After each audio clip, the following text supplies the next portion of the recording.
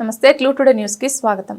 CPI భారత communist party 100వ శతాబ్ది ఉత్సవాల సందర్భంగా వికారాబాద్ జిల్లా కేంద్రంలోని ఎన్టీఆర్ చౌరస్తాలో ఘనంగా ఉత్సవాలు జరిగాయి. కార్యక్రమంలో కొడంగల్ నియోజకవర్గ నాయకుడు గంటి సురేష్ కుమార్ పాల్గొని ప్రసంగించారు.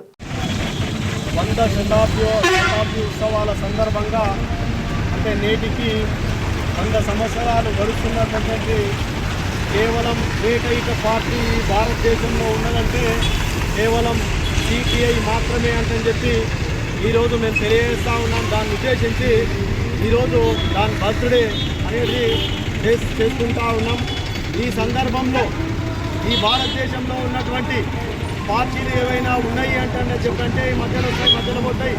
కానీ ఈ ఎర్రజెండ పార్టీ ఏదైతే ఉందో నిరుపేదల కోసం, బడుగు బలహీన వర్గాల కోసం, కడుపు కాలినటువంటి వ్యక్తుల కోసమే ఈ పార్టీ పనిచేస్తుందంటని చెప్పి మరి ఈరోజు తెలియజేస్తూ ఉన్నాం. మరి ఇటువంటి సీనియర్ నాయకులు చాలామంది ఉన్నారు. మరి ఇటువంటి వ్యక్తులు ఎలాంటి ఆశలు, వాళ్ళు నిరాశగా నికృషంగా వాళ్ళు ఎలాంటి నిస్వార్థంగా వాళ్ళు పనిచేస్తున్నారంటని చెప్పంటే మనకు ప్రత్యేకంగా ధన్యవాదాలు చెప్తా ఉన్నాం. మేము ఇలాంటి వ్యక్తులు ఉండడం వల్ల ఈ పార్టీలన్నీ కూడా బతుకుతూ ఉన్నాయి. మరి ఈ రోజులలో కల్మషంగా ఉన్నటువంటి కలుషితమైనటువంటి ఈ వాతావరణంలో ఇలాంటి పార్టీ ఈ రోజుకి కూడా దక్కడం అంటే మనము చాలా ఆలోచించాల్సిందే, చాలా ఆలోచన చేయాల్సిన విషయం ఎంతైనా ఉందంటని చెప్పేసి ఈ సందర్భంగా నేను తెలియజేస్తా ఉన్నా. ఈరోజు ఈ పార్టీ కోసం ఆహర్షాలు కృషి చేస్తున్నటువంటి చాలామంది యువకులు బయటికి రావాల్సిన అవసరం ఉంది.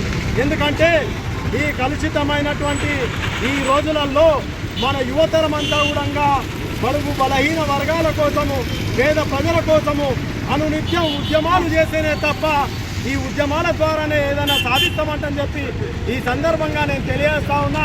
యువతకు ఒకటే ఆశిస్తున్నా, నేను ఈరోజు చదువుకున్నటువంటి విద్యార్థులు కానివచ్చు, యువత కానివచ్చు, ఎలాంటి నోటిఫికేషన్లు లేకుండా బతుకుదే చాలా పెద్ద ఎత్తున పెద్ద చదువులు చదువుకున్న వాళ్ళు నిరుద్యోగులుగా మిగిలిపోతున్నారంటే ఈ ప్రభుత్వాలు ఏదైతే చేస్తూ ఉన్నాయో ఎలాంటి నోటిఫికేషన్లు లేకపోవడమే విచారకరం అంటని చెప్పి నేను ఈ సందర్భంగా తెలియజేస్తా ఉన్నా. ఈ ఉద్యమాలకు ఉద్యమిస్తారంటని చెప్పి ఆశిస్తూ ఈ అవకాశం ఇచ్చినటువంటి అధ్యక్ష వర్గానికి ధన్యవాదాలు చెప్తూ ముగిస్తా ఉన్నాను.